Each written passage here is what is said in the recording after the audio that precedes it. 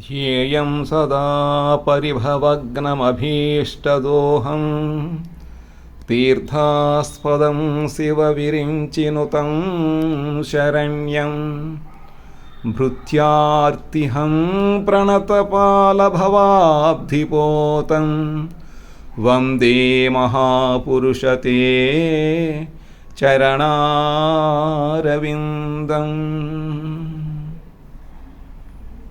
वन्दे महापुरुषते चरणारविन्दम्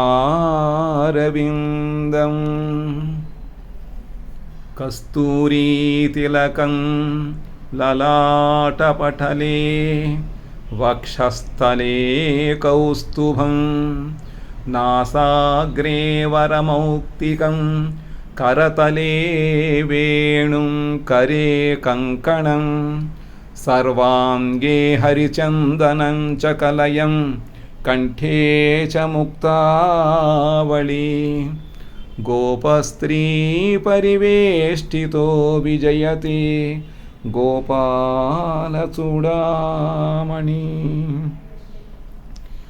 राधा दामोदरप्रेष्ठा राधिका वार्षभानवी समस्तवल्लवी बृन्दादन्मिलोत्तं समल्लिका कृष्णप्रियावळी मुख्या गान्धर्वा ललिता सखी विशाखा सख्यसुखिनी हरिहृद्भृङ्गमञ्जरी इमां बृन्दावनेश्वर्या दशनाममनोरमाम्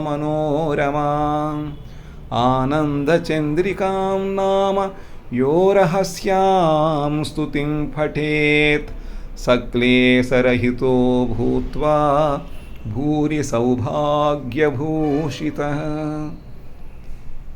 तप्तकाञ्चन गौराङ्गी राधे बृन्दावनेश्वरि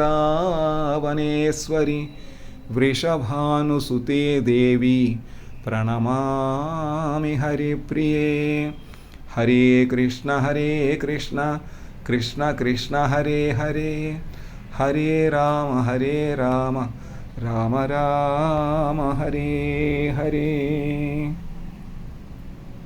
రామానంద గౌడీయ మఠములో నిత్యము సేవలు అందుకుంటున్నటువంటి సాలిగ్రామములు నరసింహ సాలిగ్రామం లక్ష్మీ నరసింహస్వామి మాయాపూర్ యోగపీఠంలో ఉండేటువంటి ఆ మూర్తి యొక్క ఇక్కడ ఫోటో పెట్టి సాలిగ్రామం పూజ చేస్తున్నారు. ఇక్కడ అవన్నీ కూడా గండికి నది తెచ్చినటువంటి సాలిగ్రామములు. గిరిరాజ మహారాజు గారు గురువర్గము. వాంఛాకల్పతరుభ్యశ్చ కృపా సింధుభ్య ఏవ చ పతితానాం పావనేభ్యో వైష్ణవేభ్యో నమో నమః. గిరిరాజ మహారాజ్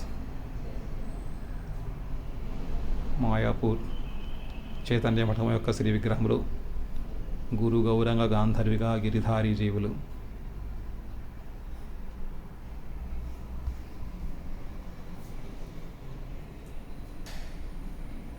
బృందాయై తులసీదేవి ప్రియాయై కేశవస్య చ కృష్ణ భక్తి ప్రతివత్సై నమో నమః.